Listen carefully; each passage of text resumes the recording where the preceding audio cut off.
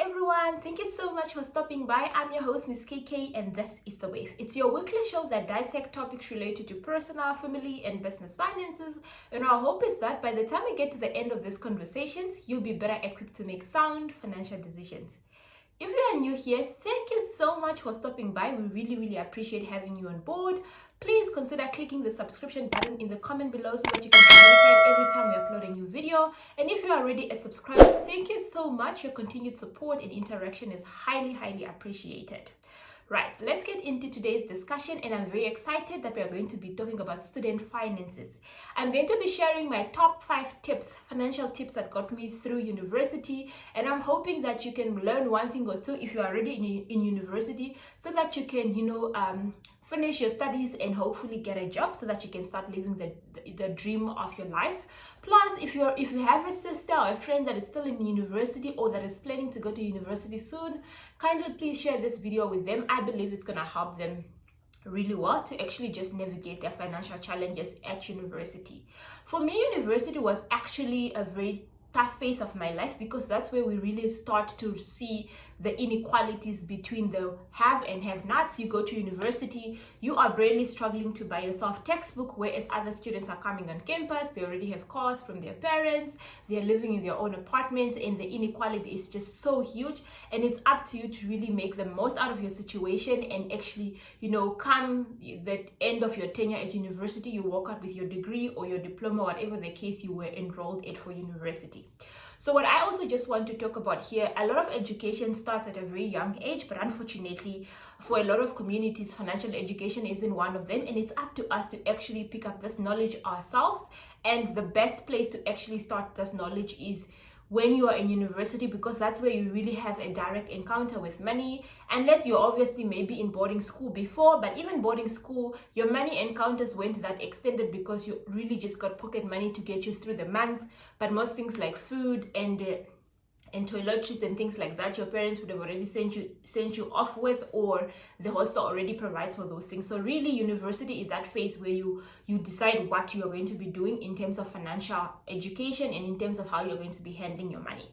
So I'm going to share my 5 top tips that got me through university, and the first one should not come as a surprise to a lot of you: study hard. Yes, I know, even if it doesn't sound like it's a financial tip, it actually is, because number one, if you study and make sure that you finish all your courses, you don't have the admin of extended accommodation, because you either need to stay at university to wait for the supplementary exam, or worst case scenario, you actually don't pass your supplementary exam and you have to rewrite the course, retake the course. And most of the bursaries and loan funding don't fund second time or repeat courses. Therefore, you will be left to take money from your pocket, if there is actually any, to fund that courses. So the best thing you can do for yourself is to actually study hard. So personally, I made sure that I didn't repeat any course at university, because my bursary was never gonna pay for it and my mother didn't have the money to pay for me. The second thing is that you need to actually take advantage of the incentive programs that are available at your university. I studied at the University of Cape Town in South Africa, and UCT had this Dean's Merit list. So if you were on that list, you get certain preferential treatment. One of that is, if you are a second year, you get to choose your own room without having to share with anybody. So we all know the inconvenience that comes with sharing a room at university. You don't have your freedom. You're constantly fighting about who took my bread from my fridge, etc. So really, having your own place in university comes as a bonus, because you can control what you buy and you can actually control how to use your groceries, etc. So that was the one thing I found about studying hard. And lastly, UCT also gave us like a scholarship or a discount on your fees if you're on the Dean's Merit list. And at that time, I remember for the 3 years that I was on that list, I actually qualified for a discount of 6,500 off my fees every year. So that meant that if my bursary were to pay the full fees, the 6,500 will actually be refunded to me. In an event my bursary would have been short, that just meant what my parents need to top up was a lot less than what it would have been if I didn't have the incentive or the discount, because I made it to the Dean's list. So that was my first tip, which was to study hard. My second tip really was to adopt a minimalist mentality, right? Minimalist mentality, you try and live with a bare minimum that you can afford. You don't try and, accumulate materialistic things. You can go and check out the minimalist movements. These are type of people that, just try to make the bare minimum, to live with the bare minimum. They only try and spend money on the needs. They don't, stock up on luxury items. Like, and at university, actually, you don't even have the means to actually be, doing your hair every weekend, doing your nails, going shopping every third month, and engaging in expensive hobbies. So for me, actually, the first encounter that made me become a minimalist at UCT was the ridiculous salon cost at UCT, right? Like, the hair salons in South Africa were ridiculously expensive. The one time I went to a salon, I wanted to do soft dreads, and I ended up leaving 600 in that salon, from the fiber to the labor of the person installing it, to hair accessories that I wanted to put in my hair. And I actually realized, if my mother were to send me 2,000 but I'm spending 600 of that on my hair, is it really a sustainable return? So after that, I decided I'm gonna go natural. I'm not gonna braid my hair. I'm gonna cut it so that it doesn't cost me a lot of money. So I'm not saying go and cut your hair if you're at university. I'm just saying try and find a minimalist way of living that can save you money. The other thing is clothing. You don't have to shop, regularly. Try and wear your clothes that you already have. It's a tendency of, when you're going out with your friend has this particular dress you also want, or you are invited to a birthday that has a theme party. Now you're going to go and buy that theme dress. So things like that are some of the things that really start getting expensive for students, and then that's when they come up with all those ridiculous lies to tell their parents they need to buy particular student a textbook in the middle of the semester, etc. So personally, I just decided I'm going to be a minimalist. I'm going to spend on the needs only. I'm going to cut out expensive hobbies. I joined societies that had fun activities to do for free. So I joined a zoo boot society. It was a society for science students. They went hiking, they went bird, rigging, and all sort of those things. And I just enjoyed the nature, or would go to the beach with my friends, and we get to the beach with a train. So for things like that didn't cost us a lot of money. So if you are going to be a student, you need to evaluate what sort of lifestyle are you trying to live. Can you maintain that sort of lifestyle? What are some of the expensive hobbies that you currently have, or expensive routine that you currently have, that you can perhaps cut out? So for me, that's what saved me most of my money at university. The third tips that got me out of university was start a side hustle. So when we went to university, as first years and second year, we are really a little bit lost. We are trying to juggle our books and independence that we all of a sudden have. So to try and find a side hustle for a first year and a second year might not be something they would think of. But generally, when you start moving into third years and start being an honor student, when you are comfortable with the independence that you have, when you are comfortable with the workload that's expected of you, try and pick up that side hustle if you need the money. So personally, when I went into CTA, which is my honors program, I started tutoring first years, and I made some money out of that. And our honors books were quite expensive. So from the money that I made from tutoring, I was able to buy myself some of the textbooks.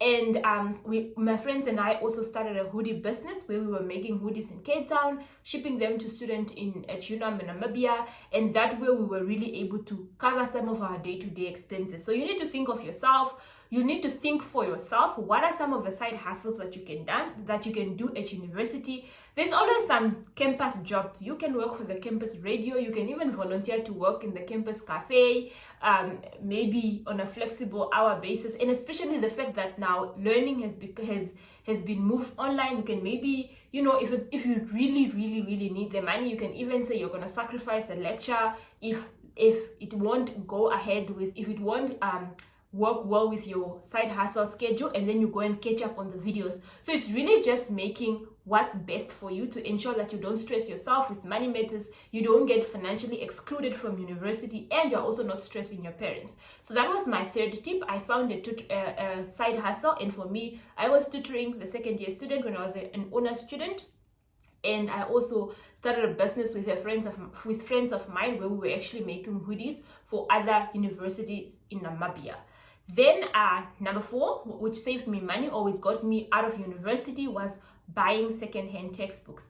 Yes, I know textbooks are ridiculously expensive. If you are the lucky one that had a bursary and the bursary gave you a book allowance, lucky you. But for some of us that had bursaries that were not enough, I actually got through university on a bursary plus a loan. So I had to combine that to be able to afford my fees. So that meant there was actually no excess fees in my bursary for textbooks. So all the textbooks, I needed to get them from my own pocket, and my mother's income can never just, buy me enough. My brother at the time was already taking care of my other costs, so I couldn't stress him so much. So the other way I really found easier to buy my textbook was to buy second-hand textbooks. Yes, you would find you get them highlighted by the previous owner already, and you might not like that if you are, OCD, or if you are that picky. Yes, it won't work in that area. And also sometimes there's an updated version, but most of the times the changes are not that material, and you're able to pick up those changes from your lecture classes and your lecture tutorials if you are actually attending all your classes. So secondhand textbooks saved a lot of money, and they also did get me to pass. So that was my 4th tip of how I got through university. And number 5 is I canceled breakfast. Yes. So initially in my first year, I stayed in a self-catering apartment. So that meant I had to cook for myself, but it was a bit difficult because it was far from university. So in my second year, I got on the Dean's Merit list. I was eligible to have my own room, and I quickly realized that rest was extremely expensive, and I realized it was a meal option that I had that was costing me a lot of money. So I looked at the options that I had, and I had to cancel breakfast from Monday to Sunday. The reason why I canceled breakfast, it was costing so much money, and majority of the time I'm even late for that breakfast, so I just grab something and go. So I told myself, if I can save all this much money, why don't I just cancel the breakfast? I have a small fridge in my room, I can keep the milk there, then I can buy cereal, maybe cornflakes or Weet-Bix, which was even cheaper. Then that way I actually get to have some breathing room, etc. So if you are staying in the campus residence, you need to assess how much is your hostel fees and what portion of that is the meals, and what type of meal are you likely to miss that you are just donating money for. A lot of people, maybe you've signed up for lunch and your residence doesn't give lunch vouchers, and most of the time you are at campus and on during the lunchtime, such that you don't even get to utilize the lunch. Maybe for you, if that's your situation, then cancel the lunch option, of course, unless the university can give you a voucher to go buy that lunch option on campus, for example. So that's really some of the practical tips that I made sure that I did to ensure that I got through university. And it might look like small things, but to a student it makes a huge difference, especially the fact that you don't have your own money. And lastly, just as we get to the end, I just want to highlight some of the things that as students we must try to avoid, to try and make sure that we're not stressing ourselves with regards to money here. And number 1 is get in the right circle. Get in the right circle in such that your circle is not putting pressure for you to live up with an expectation that you can't afford to maintain.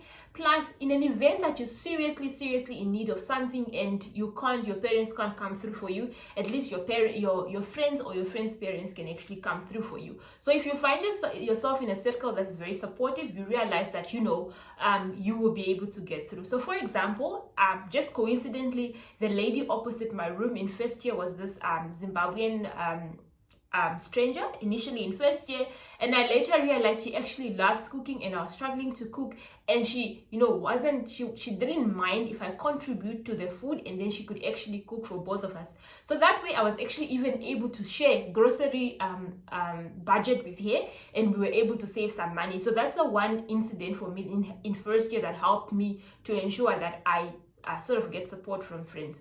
The last circle I was into was this circle of friends of ours. They really like, themed parties, and they like parties at private beaches, such that to get there you need an Uber, and Ubers are expensive. Actually, at that time it wasn't even an Uber, it was meter taxis. At that time meter taxis were expensive. It was always theme party, and every party you need to get a dress. So I quickly realized I need to get myself out of that out of that circle because I don't have the money to maintain that. And it's okay to get out of a circle if it's really going to put strain on you. So really, I hope you learn a thing or two. That is university, and unfortunately, the foundation that you lay for yourself in university is gonna follow you the following year, well, the following years when you start working. So you want to make sure that you solidify that foundation, so that by the time you actually have money of your own, you have some sort of financial basics and you are able to make sound financial decisions. So that was about it from me, and I would like to say thank you so much for giving us this time to actually chat to you guys and to discuss some of the tips that got us through university. Please leave in the comment below what was your number one survival tips in university, so that we can engage and also learn from each other. That was about from me, and it is goodbye. Stay safe.